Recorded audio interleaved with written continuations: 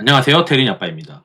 2025년 10월 30일 저녁에 최근 이제 오늘부터 좀 시장이 조정이 좀 더 본격화되지 않았나 뭐 이런 생각이 들어 가지고 관련해서 영상을 한번 준비해 봤고요.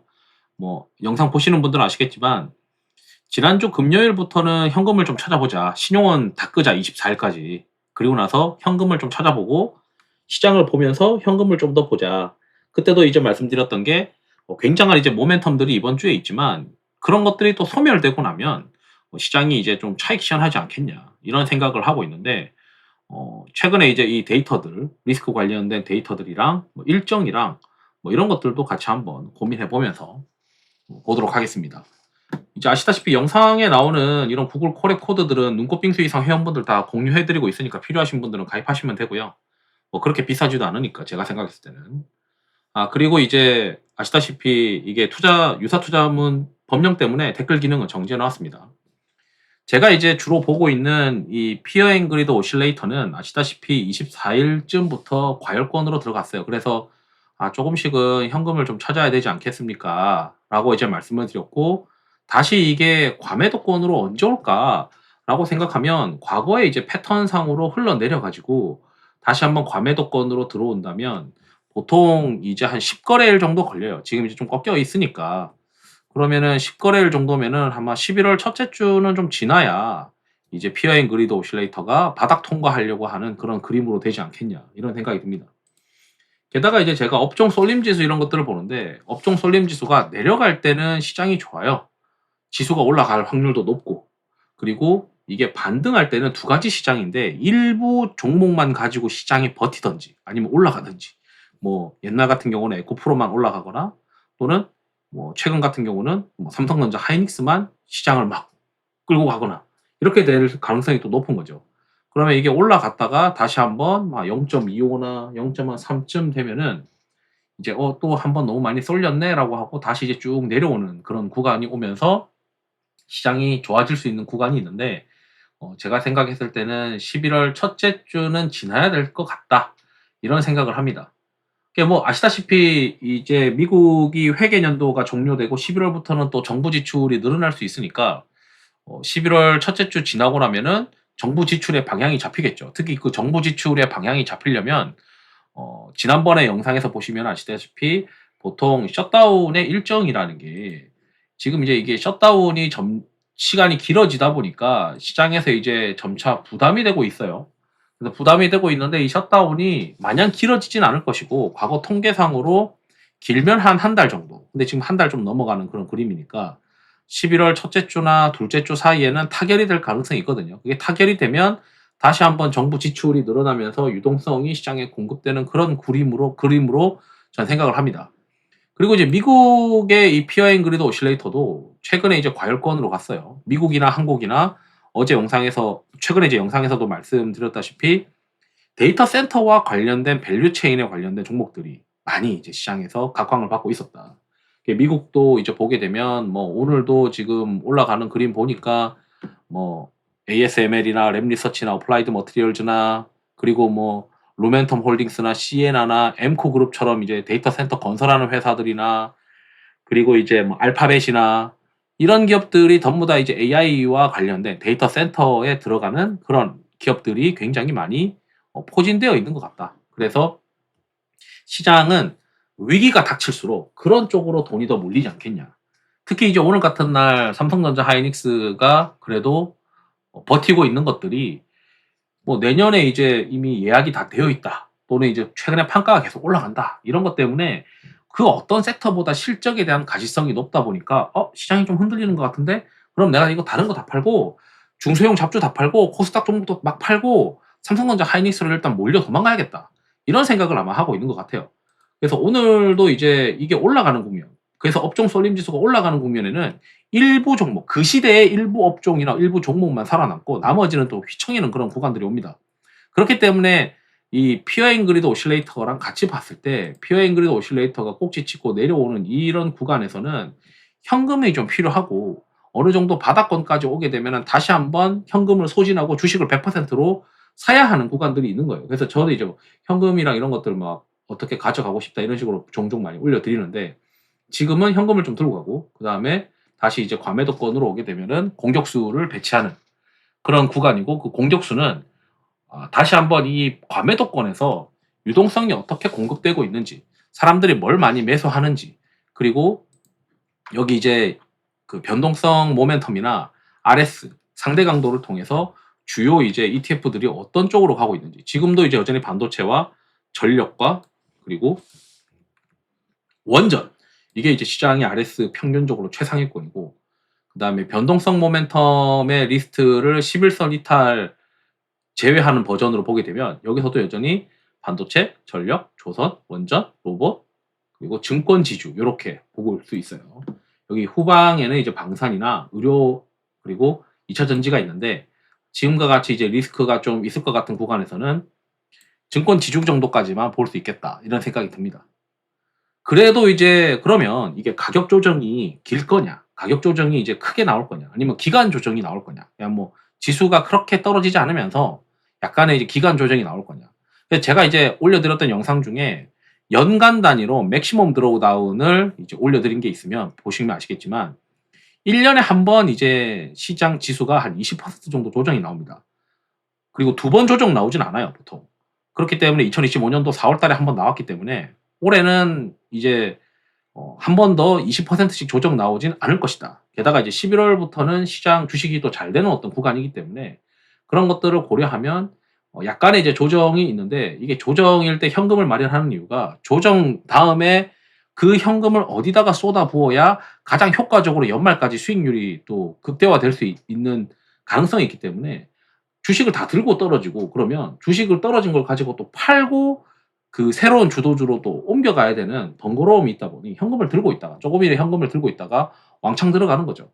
그럼 지금 이제 현금은 저는 이제 25% 정도를 가지고 있는데, 그 정도가 딱 적당한 것 같아요. 왜냐면 지금 이제 뭐 제가 이제 뭐 보고 있는 다른 어떤 지표들에서 엄청나게 시장이 망가질 수 있는 건 아니다. 그래서 뭐 QQQ라고 하는 지표가, 모멘텀 지표가 음수가 나온 것도 아니고, TIP라고 하는 ETF, 미국 ETF가 모멘텀 지표가 음수가 아니기 때문에, 결국 이제 지금은 그런 카나리아 자산들이 그렇게 이제 뭐 리스크를 지향하고 나타나고 있지 않고, MDD가 4월 달에 한번 20% 터졌으니까 올해 한 번 더 안 터진다고 생각을 하면, 그리고 11월부터 4월까지 통상적으로 이제 그 주식 좀 잘 된다고 가정하면, 지금 이제 시장이 그동안 있었던 여러 가지 모멘텀을 가지고 차익 실현하는 정도인데, 이 차익 실현할 때 같이 조금 비중을 줄여보고, 그다음에 25%에 해당하는 현금을 가지고 언제 그 바닥권에서, 피어 앤 그레이드 오실레이터 바닥권에서 다시 한번 시장의 이제 기관이나 외국인들이 어떤 걸 사는지를 좀 체크한 다음에 그쪽을 같이 택해가지고 들이대야 되지 않겠냐, 이런 생각을 하고 있는 겁니다. 다행히 이제 그래도 그 가격 조정보다는 또 기간 조정이 가능성이 높은 이유가, 지금 투자자 예탁금이 85조까지 지금 치솟았거든요. 그래서 지금 유동성으로 대기하고 있는 자금들은 많이 있는 것 같다, 이렇게 생각이 듭니다. 그리고 이제 연준의 이제 그 12월 금리가 추가 인하가 결정적으로 기정사실은 아니다라는 이제 시장의 그런 생각을 지금 가지고 있다 보니까 약간의 이제 조정이 좀 가능성이 좀 높아져 있는 상황이고, 그리고 지금 미국과의 중국의 무역 전쟁도 이게 전술적인 휴전 상태다라고 이제 하는 평가가 있으니까, 시장에서 이제 봤을 때 좀 차익 실현 해볼까, 뭐 이런 생각들을 하고 있는 것 같아요. 그리고 이제 한미 정상회담도 어느 정도 마무리되었고, 에이펙도 마무리될 것이고, 대부분의 빅테크 기업들도 이제 실적 발표가 상당히 마무리가 되고 있는 구간들입니다. 그래서 이제 일정표를 좀 보게 되면 우리의 일정이 이제 31일 날 내일 이제 영향을 주는 것들이 꽤 많이 있어요. 꽤 많이 있는 이제 웨스턴 디지털이나 그다음에 뭐 일라일리나 애플, 아마존 이런 기업들의 실적 발표가 있고, 그다음에 에이펙 끝나고 그리고 이제 내려가게 되면 11월 첫째 주에 이제 시장이 좀 조정이 나온 다음에, 제가 이제 기대하고 있는 거는 이제 결국 이제 이 결자 해지라고, 엔비디아 실적 발표가 이제 11월 중순 넘어서 있거든요. 그래서 그 전에 11월 첫째 주 지나고 나서는 엔비디아 실적 발표를 기대하는 이제 AI와 데이터 센터 관련된 종목군에 대해서 다시 한번 매기가 쏠리는 그런 국면으로 가지 않겠냐, 이런 생각을 하고 있고, 그다음에 이제 지금 그러면 현재 업종으로 어떤 게 지금 수급이 비어져 있을까, 이런 생각을 해보면, 좀 전에 우리가 머릿속에 변동성 모멘텀 상위권에 대해서 보게 되면 2차 전지는 후순위인데 일단 돌아서고 있는 모습이긴 하고 좀 더 이제 지켜봐야 되겠지만 그다음에 저는 이제 고배당이 좀 눈에 많이 보이고 있고요. 자동차는 변동성 모멘텀 상위가 아니라서 수급이 비워져 있다 해서 저는 이제 뭐 공략하거나 그러진 않습니다. 저는 이제 변동성 모멘텀이 상위이고 RS가 상위권에 있는 섹터 중에 수급이 비워져 있는 것들을 선호하다 보니까 여기서도 보게 되면 반도체는 여전히 비워져 있어요. 다만 이제 코스닥 반도체들은 지금 수급이 좀 차 있기 때문에 코스닥 반도체는 좀 수급이 빠질 때까지는 좀 보수적으로 봐야 되지 않겠냐. 그래서 거래소 반도체는 이제 삼성전자, 하이닉스 정도가 여전히 업사이드 룸이 남아 있는 것 같다. 그래서 아마 시장 참여자들이 도망을 대부분 다 글로 치지 않겠냐 이렇게 생각이 듭니다. 그리고 조선은 결국 이제 시장 참여자들이 한미 정상회담으로 세론을 막 이제 내다 팔면서 세론이 나왔고 그래도 이제 과매도권으로 좀 들어가고 있다 보니까 여기서부터는 점진적으로 좀 볼 수 있는 가능성이 좀 생긴 것 같고 전력기기는 이제 애매한 위치에서 돌아서고 있어가지고 이거는 개별적으로 접근해야 될 것 같습니다.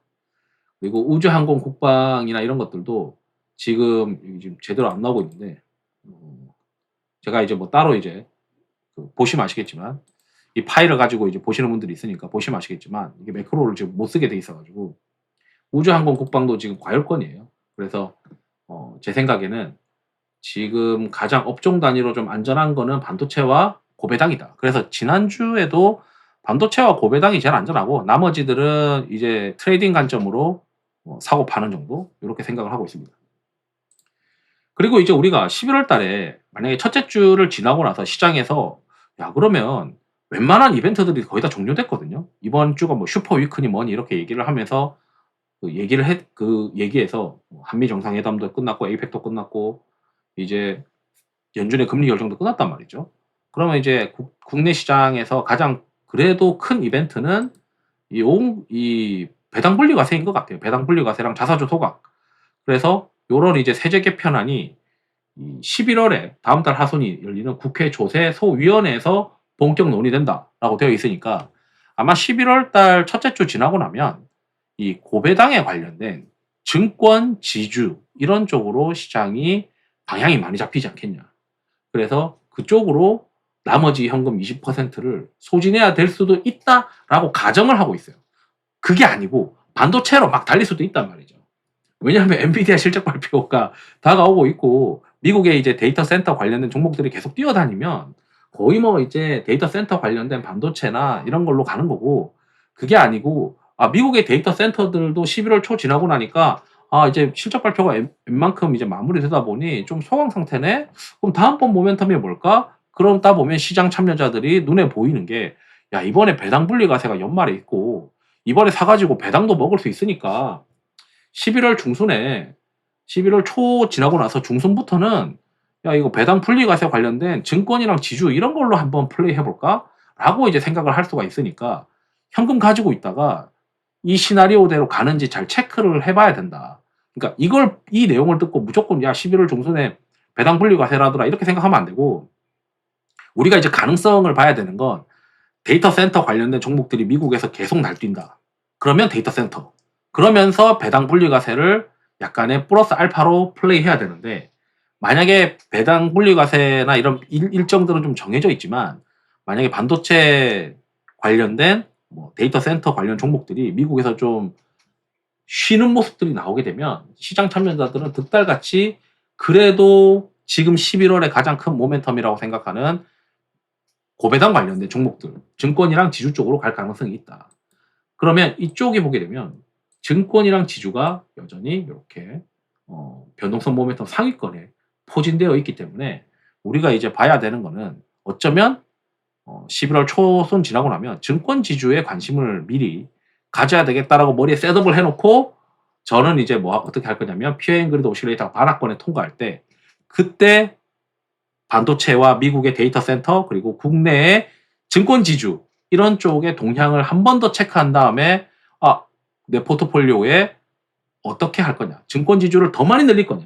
아니면 반도체를 다시 늘리면서 증권 지주는 조금만 늘릴 거냐.